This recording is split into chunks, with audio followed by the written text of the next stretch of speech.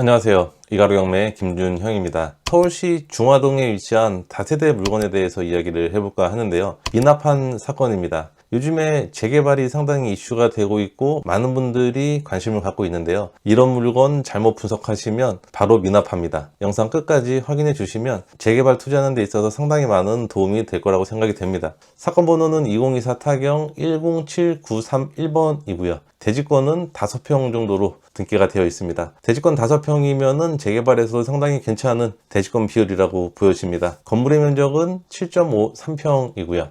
감정가는 2억 8천만 원의 감정평가가 되었습니다. 입찰 이력을 전체적으로 보면 오차기일에 2억 8천만 원으로 다시 감정가대로 올라가서 진행을 하게 되는데요. 이때에는 허그가 대항력을 포기하는 시점이라 다시 감정가부터 진행이 됐던 사건이고요. 8차기일인 2025년 11월 25일 2억 1,789만 원의 낙찰을 받고 미납을 한 사건입니다. 2026년 1월 29일이 잔금 기일이었는데 미납을 했고요. 지금 현재는 2026년 2월 24일 날 다시 진행이 되는 물건입니다. 임차인의 현황을 보면 주 땡땡과 이 땡땡이 있는데요. 이 두 분은 주택도시보증공사에서 2억 6천만 원의 채권으로 경매 신청한 임차인 채권자입니다. 정상적으로 배당을 받고요. 손 땡땡님은 임차권 등기가 되고 나서 전입한 임차인입니다. 2023년 11월 13일 날 전입신고를 하셨고요. 보증금은 2천만 원이 있습니다.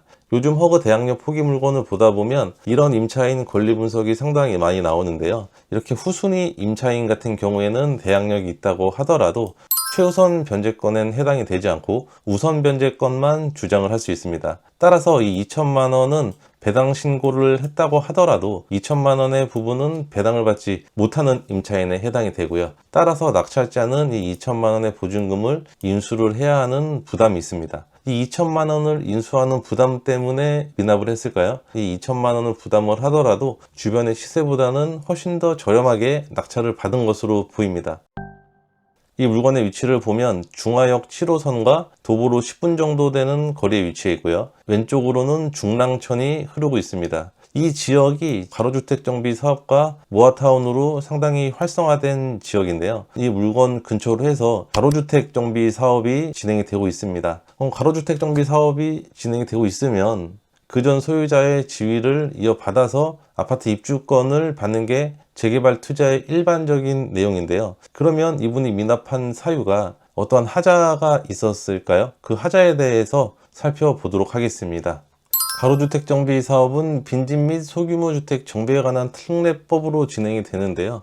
이 빈집 및 소규모 주택에 관한 정비 특례법을 보면 조합 설립 인가 이후에는 조합원 지위 양도를 금한다라고 나와 있습니다. 하지만 법에는 항상 예외가 있기 마련이죠. 단서 조항이 있습니다. 그 밖에 불가피한 사정으로 양도하는 경우에는 대통령령으로 정한다라고 나와 있고요. 이 대통령령을 보면 국가 및 지방자치단체, 금융기관에 대한 채무를 이행하지 못하여 해당 사업의 건축물 또는 토지가 경매나 공매가 되는 경우에는 예외사항을 두고 있습니다. 즉 이럴 때에는 조합원 지위를 승계할 수 있다라는 것이죠. 하지만 이 물건은 국가, 지방자치단체, 금융기관에 대한 채무를 이행하지 못해서 나온 경매 사건이 아니기 때문에 조합원의 지위를 승계받을 수 없습니다.